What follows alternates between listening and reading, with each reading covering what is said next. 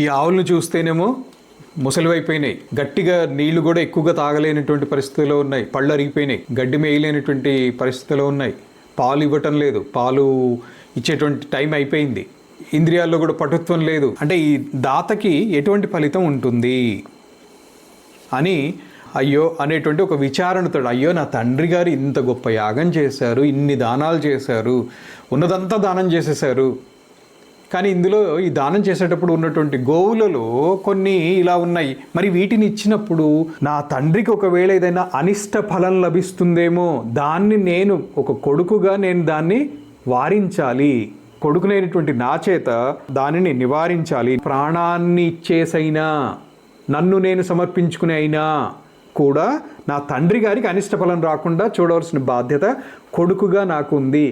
ఆత్మసమర్పణ చేసైనా కూడా ఈ క్రతువు యొక్క సంపూర్ణ ఫలం మా తండ్రి గారికి వచ్చేటట్టుగా నేను చూడాలి.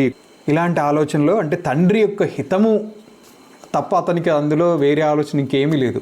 ఈ ఆలోచనలోనే నచికేతుని యొక్క గొప్ప గుణాలని కఠోపనిషత్తులో వివరిస్తున్నారు. దాన్ని శంకరాచార్యులు వారు మరింత స్పష్టంగా వివరించారనమాట.